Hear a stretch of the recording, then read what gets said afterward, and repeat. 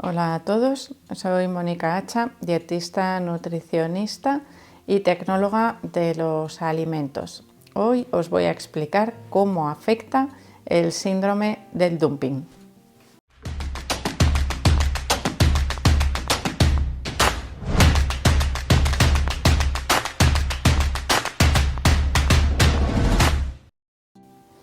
El síndrome del dumping es algo bastante desconocido para la mayoría de la población. Seguro que prácticamente ninguno de vosotros habéis escuchado de este síndrome. ¿Por qué?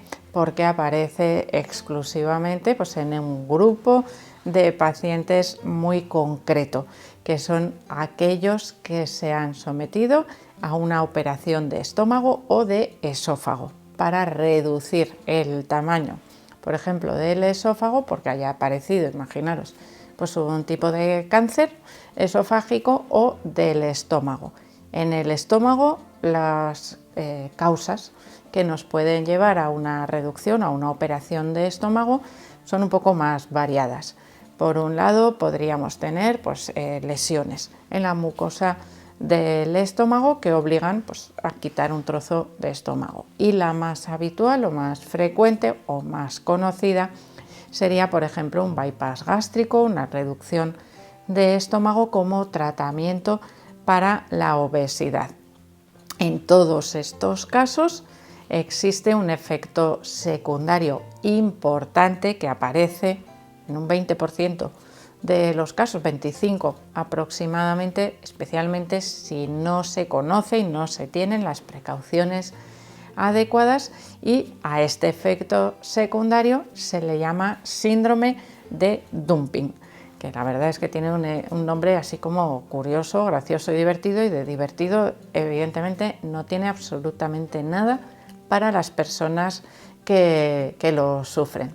¿En qué consiste este síndrome de dumping? Bueno, pues realmente tiene otro nombre, como casi todo en medicina, otro nombre que explica un poquito qué es lo que ocurre. Sería un cuadro de vaciamiento rápido del estómago, es decir, un paso rapidísimo del alimento por el sistema digestivo, casi sin freno, podríamos decir.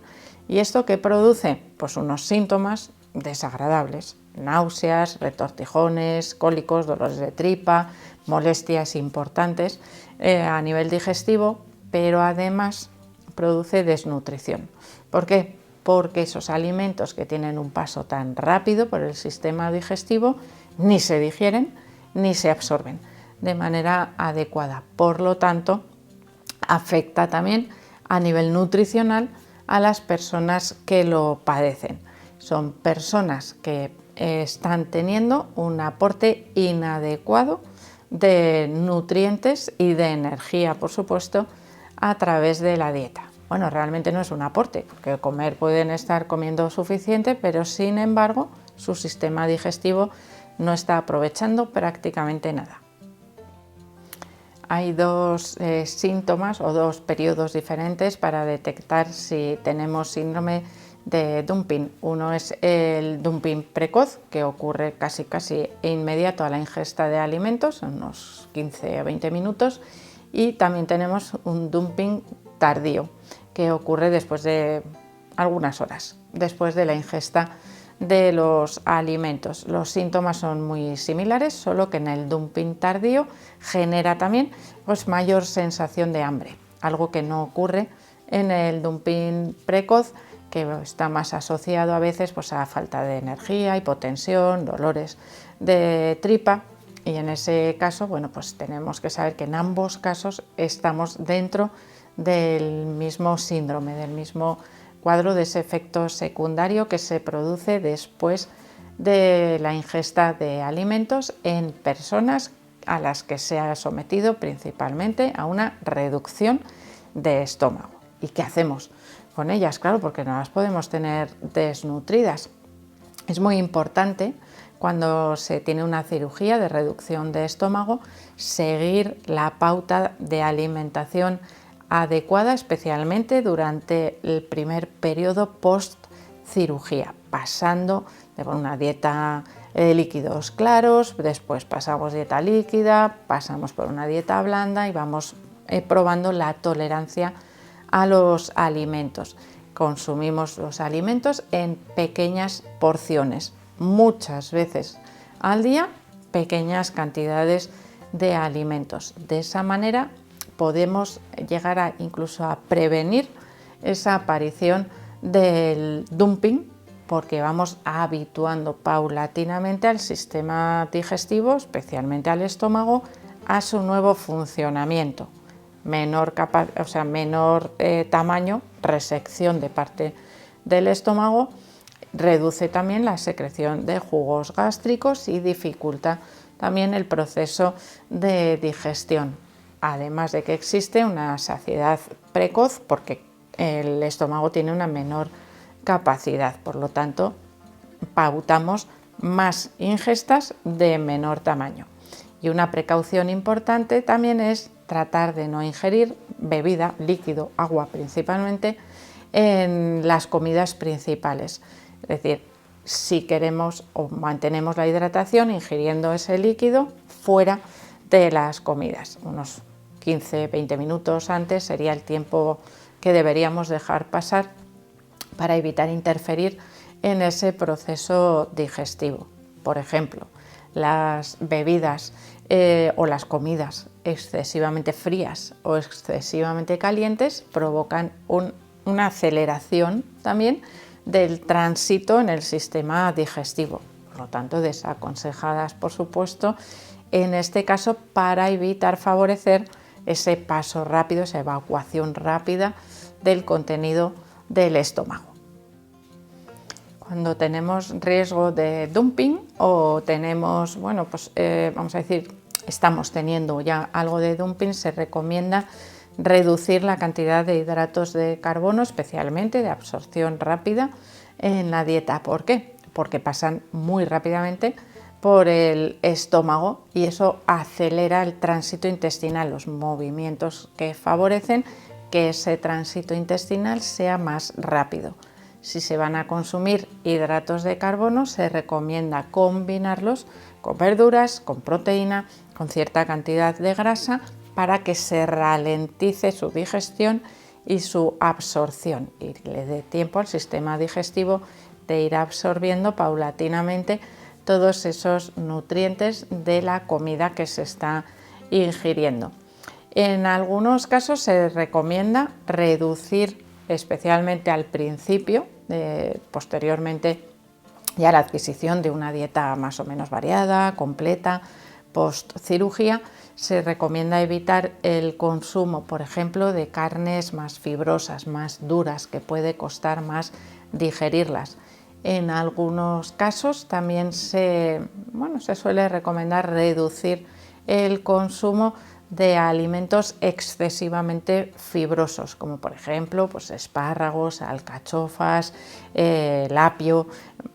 Depende también a veces de la forma de preparar, porque es claro, si los preparamos ya triturados, bien limpios, quitándoles toda esa fibra extra, podríamos mantener su consumo. En el caso de las legumbres, nos pasaría algo parecido. Se toleran mejor cuando están pasadas por el pasapurés que cuando se consumen enteras.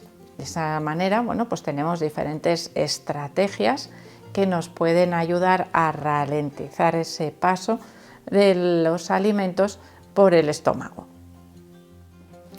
No se recomienda, por ejemplo, en los casos de dumping, el consumo de sopas o de caldos, o al menos no consumirlos en la comida o las ingestas principales. La mezcla de líquidos y sólidos puede acelerar también ese tránsito y además los líquidos ocupan un espacio que desplaza el consumo de otros alimentos que nutricionalmente también pueden resultar más interesantes. Por lo tanto, si se van a tomar caldos, se puede tomar como una forma de hidratación, por ejemplo, entre horas o entre comidas, pero no ingerirlos durante las ingestas principales. En ese caso, como os digo, evitamos la ingesta simultánea de los líquidos. Ya lo he comentado también anteriormente, por ejemplo, con el caso del agua.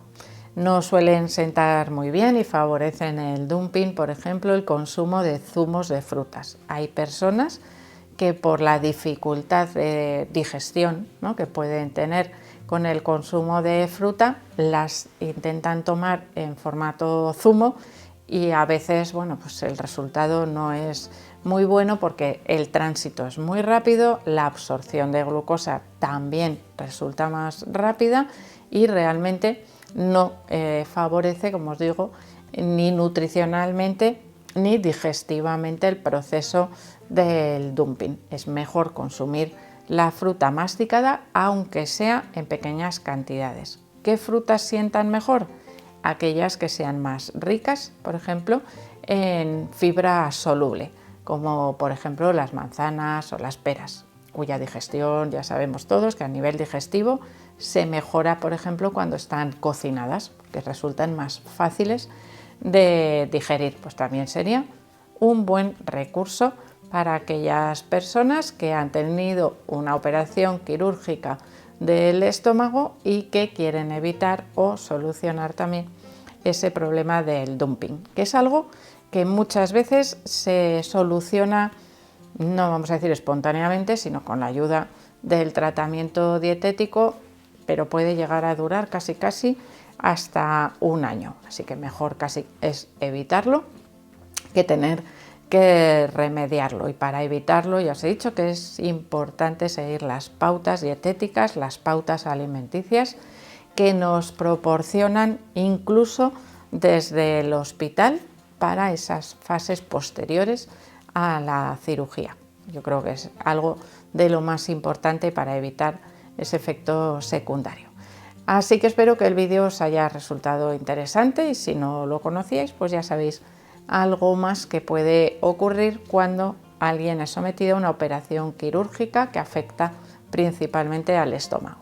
Así que espero que le deis al like del vídeo, no dejéis de suscribiros al canal y espero seguir viéndoos a todos en los próximos vídeos.